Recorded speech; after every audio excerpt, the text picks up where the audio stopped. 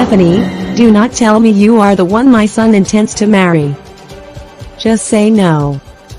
Stephanie, are you the one my son is referring to as his fiancée?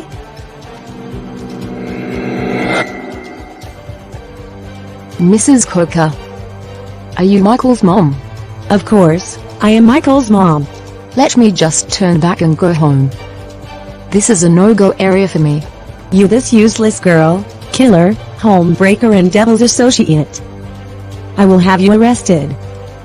My son's home is definitely a no-go area for you. Useless girl.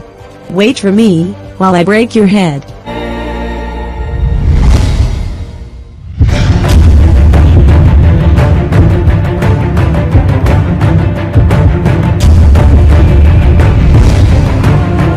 What have I done to myself? Had I known, I wouldn't have committed all those atrocities back then.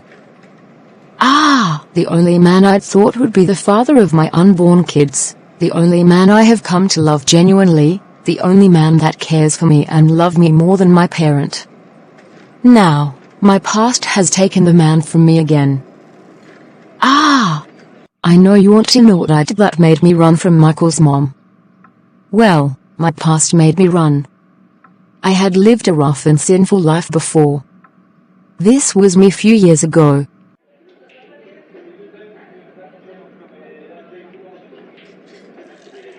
Stephanie, you are such a sweet girl. I have never seen any lady that is as sweet as you. Ask me anything, and I'll give you. Are you sure? Yes, I always keep to my promise. Take me to your home and introduce me to your wife as your new wife. What? Is it too difficult to do? Let me start going. You know I love you a lot, Stephanie. Let's not do this, please. Introduce me as your new wife and have me all to yourself or I walk away. Okay, I will do that. I'll take you home to my wife. Now, you are talking. I need more bottles of alcohol. Barman, we need more bottles here, please. I need to get high before going home. Stephanie, why did you do that? Why did you go to my house to introduce yourself to my wife? Stephanie, you have ruined my home. You have ruined my marriage. My wife is filing for a divorce as we speak. Well, I only helped you to do what you were scared to do. You said you love me. This lady is evil. I'll deal with you. If you try to lay your hands on me, you'll be arrested and you'll spend the rest of your life in jail. Miserable man. I am done with you. I will find another prey. Get out of this place. You look so pretty in person. The picture I saw on that dating site did no justice to your face. Now that we've seen ourselves, can I know you? You don't look bad either, you only look old. Well, I'm Stephanie by name, you know what I do already. I am 26 years old. I like expensive things, so be ready for me. You already know other things about me. Tell me about yourself. I am James Coker. I am 57 years old. I am happily married, but my wife is too old for my liking. I have a son who is currently out of the country. I am a big businessman, and I am ready to spend on you. I don't have any problem with your marital status and you having a child. I only need someone that can spend heavily on me. You don't have any problem about that. I am loaded with money. Shall we go to my hotel room now? Of course, I am ever ready. Miss Stephanie, you can come into my office now. I can attend to you now. Thank you, doctor, but can I see a female doctor instead? Alright, it is fine. I will take you to our best gynecologist. Hello, madam. I am Dr. Susan. I am the doctor in charge of your case now. Oh yes. Thank you, doctor. I personally requested for the best female doctor, and you were recommended.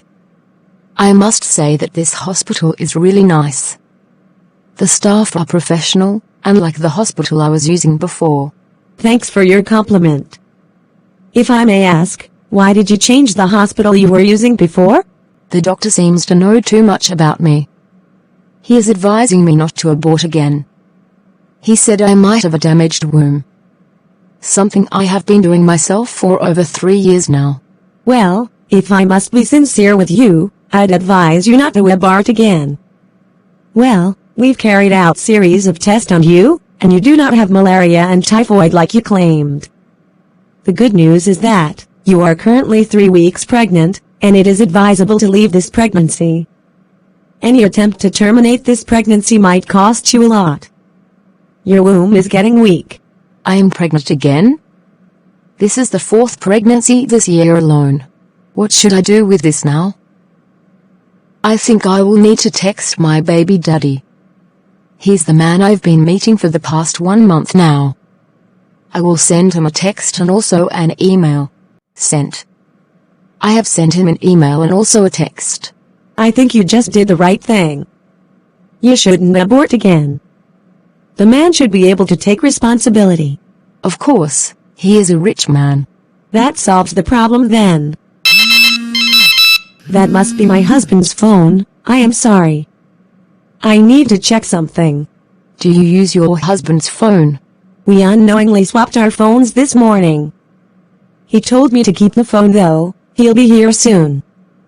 Give me a minute, please. Doctor, what happened? I hope it isn't what I am thinking.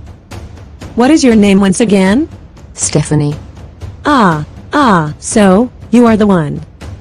You are pregnant for my husband. Are you Mrs. Coker? Dr. Mrs. Susan Coker. I will deal with you. Oh really? This is interesting. Well, doctor, you just advised me to keep the pregnancy. Dr. Mrs. Susan Coker, congratulations to you and your family. Deal with this yourself. Expect my parent at your house soon. By the way, I may be having free antenatal visit here in your hospital. I am out of here. I won't take this. I have just been ridiculed. James has ruined me. Marriage of over 32 years. I have suffered for this man. He will pay dearly for this.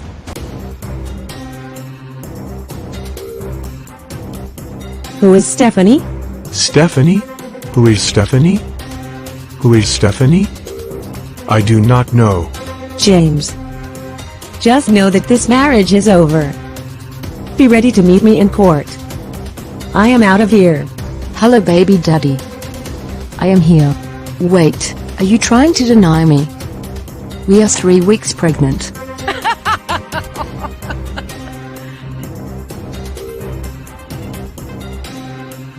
Stephanie. Did you tell my wife anything? She knows everything. I am finished. When am I moving into your mansion? My parents are coming soon. My chest.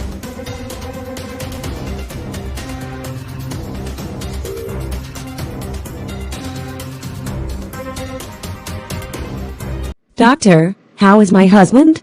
Doctor, you know your husband is already hypertensive, he developed complications and he didn't make it. I am sorry, we lost him. What did you say? I am sorry, doctor. He's gone.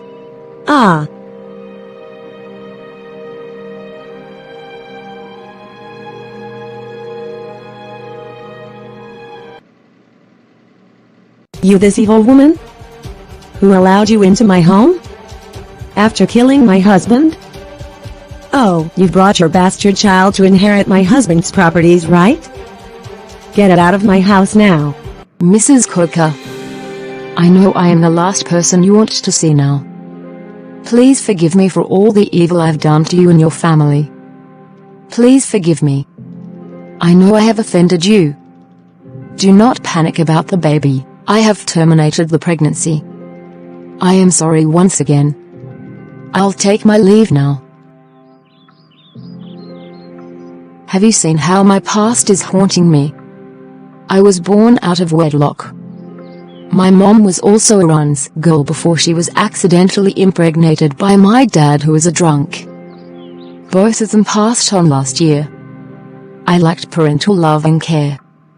In fact, my mom would curse me and teach me how to have my ways with men.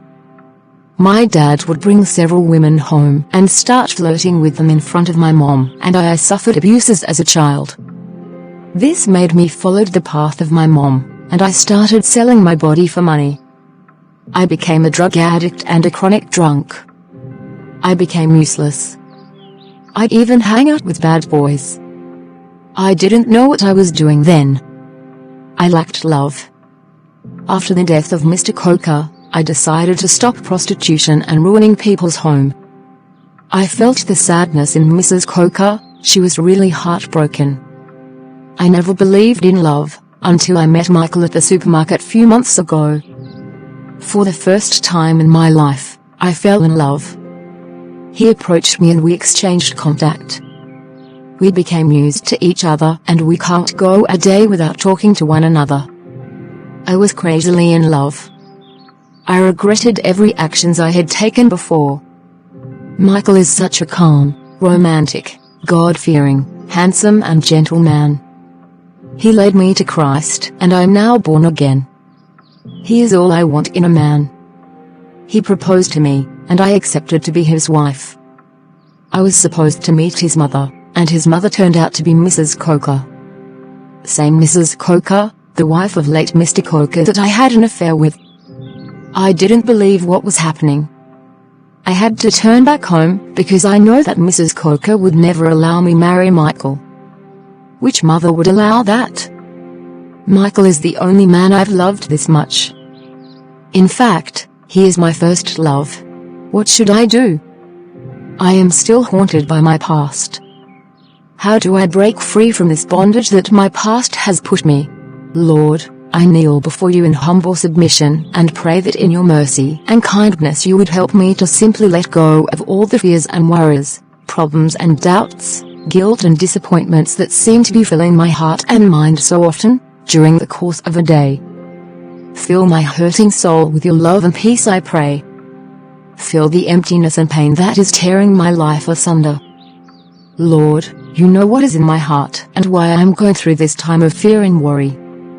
Help me, Lord, to take every thought captive, to hand it over to you as it rears up in my mind, and help me to replace it with thoughts and words of scripture that tell of your great might and wonderful power. Lord, you have told us to think about whatever is lovely and pure and holy and good, and I pray that you would help me to turn the eyes of my heart upon Jesus and look to him day by day. Loving Lord Jesus, I want to yield up my life into your hands, for my life seems to be falling apart at the seams and I am desperate. Oh Lord, I don't know which way to turn nor do I know what to do, and I am coming to you confessing my need of you in my life, and pray that you will forgive me of my pride in trying to be the God of my own existence. Lord, I had made me the center of my life and not you, and I pray you would help me to change. Lord, I don't really know how to let go. I don't really know what to do to give you control of my life, but I am coming to you in humility of heart to admit that I can do nothing in my own strength and to confess my need of you in my life. Lord, I pray that your grace and mercy would lead and guide me and take control. But Lord, I also ask that you would teach me how to submit my life to you. Show me how to abide in you day by day, and instruct me how to live in spirit and truth. Help me, Lord, to give control of my life over to you in every way, and to become the person you would have me be. Thank you, Lord, that you have not given up on me, and I ask you to teach me your way from this day forward. In Jesus' name I pray. Man of God, help me. There is no one I can run to, except God. I am being haunted by my past. What do I do? Stephanie, after listening to your story, I must say, I was heartbroken. So many people are being affected by their past. Someone once said, your past is just a story. And once you realize this, it has no power over you. Really? The problem is that this idea seems to traffic in extreme intellectual dishonesty about the nature of personal history. Your past is not a story, it's your story. Most people have memories that they would rather not have. Things have happened to us, or that have been perpetrated by us that we wish we could erase. We all know people who, because of things they did in the past, live with deep regret, guilt, and shame. No matter how much they work to distance themselves from what happened, those memories seem to resurrect. This reality can have a profound impact on your life. When your past is allowed to dominate your present, it stifles your ability to pursue God's plan for your future. Not only does it plague your future, but when you live a life dominated by past mistakes, it hinders your ability to live with a clear conscience, because if you are consumed by your past, there are two dangers for your conscience. Either it is continually plagued by your past failings, overactive or weak conscience, or, to not be plagued by your past failings, you begin silencing and ultimately searing your conscience. Anything can be one's past, but irrespective of whatever your past is, coming to a place of victory over your past is critical to get to a place where you can say with the Apostle Paul, "My conscience is clear." So how does somebody get to there? This is the key in getting victory over your past. We must continually remind ourselves of the gospel, because in being reminded of the gospel, we are reminded of life-sustaining truths. Conversely, if past failures dominate us, we increasingly see ourselves through the lens of our sin, mistakes, shortcoming, and less through the lens of who we are in Christ. The Apostle Paul writes, "Who shall bring any charge against God's elect? It is God who justifies. Who is to condemn? Christ Jesus is the one who died, more than that, who was raised, who is at the right hand of God, who indeed is interceding for us." Romans 8:33-34. How does the past dominate people? The past can become one big accusation, constantly reminding us of our failures. Paul addresses this accusation by asking a question of his own. He asks, "Who shall bring any charge against God's elect?" Paul's question helps us to answer some questions of our own. How do you get the victory of a clear conscience and freedom from your past, freedom from condemnation, guilt, shame, and failure? Now, let's talk about how to overcome your past. I mean, getting past your past. Your past is not a story, it's your story. The first step to getting past your past is to remind yourself of who you are. Who shall bring any charge against God's elect? The question is, do you think you of yourself as God's elect? Do you think of yourself as someone the God of the universe chose? Do you think of yourself as a saint? You should. That is the intent of Paul's question. This theme is echoed in 1 Peter 2. Notice the contrast in verse 10, which says, "But you are a chosen race, a royal priesthood, a holy nation, a people for his own possession, that you may proclaim the excellencies of him who called you out of darkness into his marvelous light." Once you were not a people, but now you are God's people. Once you had not received mercy, but now you have received mercy. 1 Peter 2, 9-10. Don't miss how Peter highlights our past status. Once you were not. In comparison, our present position in the family God, now you are God's people. We have to constantly remind ourselves how the gospel has transformed our identity. The second step is to remind yourself of what God has done. The Apostle Paul follows this question up with this assertion, "It is God who justifies." Romans 8:33. In this statement, Paul is also asking other questions. What makes you feel justified before God? What makes you feel worthy? What makes you feel deserving of His grace? If you want the bondage of your past broken, remind yourself again and again that you don't justify yourself. If it's anything other than His justifying work for you in Christ, you have no justification.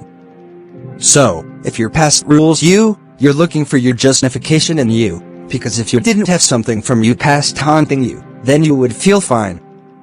If you want the bondage of your past broken, remind yourself again and again that you don't justify yourself. It is God who justifies. The third step is to remind yourself of how Satan works. Now, the answer to Paul's question here in verse 34 is, no one. If God has justified you, that's the end of the story, case closed. You know this because Paul is going to continue asking questions, but verse 37 is where he says no. No legitimate condemnation can stand against any one of God's people. If you are battling your past, it is imperative that you recognize who keeps resurrecting that in your mind, and you have to confront that lie in prayer. But someone does condemn. Who condemns? Who accuses? Who piles up guilt and shame? And I heard a loud voice in heaven, saying, Now the salvation and the power and the kingdom of our God and the authority of his Christ have come, for the accuser of our brothers has been thrown down, who accuses them day and night before our God. Revelation 12:10. If Satan is willing to do this before the throne of God, where he has zero chance of success, just imagine how eager he is to do it in my life and your life, where he succeeds all the time. If you are battling your past, it is imperative that you recognize who keeps resurrecting that in your mind, and you have to confront that lie in prayer. The victory of a clear conscience and freedom from your past, freedom from condemnation, guilt, shame, and failure will only come through reminding ourselves of these truths in prayer. Stephanie, you are now born again.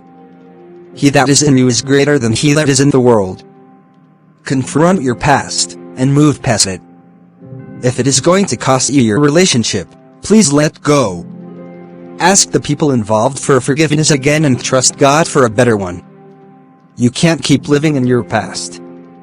Christ has saved you. Old things have passed away, and all things have become new. Confront your past, so that you can boldly say that, my conscience is clear. Peace be unto you, Stephanie. Thank you, man of God. I will act accordingly. Michael, we need to talk. My mom told me everything. I was pained, because I have come to love you so much. But, you know that we can't continue together again. We have to end this. Michael, you are a great guy, and you deserve the best. I know that I am currently suffering for what I've done, but I have accepted this. I was about to let you know that we can't get married. I will let you go. God will do mine, and I pray that God will give you a better woman. At least, I am happy that I am no longer imprisoned by my past. Who am I not to forgive? My mother has forgiven you too. My dad caused the problem for us in the first place. If you need any assistance, please reach out. I'll be more than willing to help. By the way, my mom requests to see you. Thank you, Michael. Now that your mom wants to see me, I'm very sure the police are somewhere around to arrest me.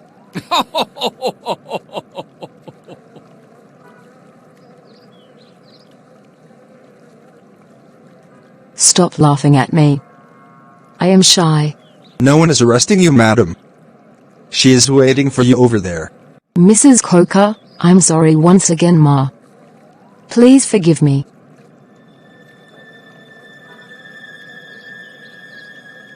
I have forgiven you, Stephanie. I am sure God also has forgiven you.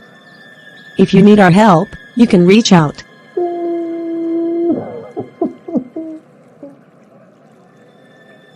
Do not cry. It is well with you.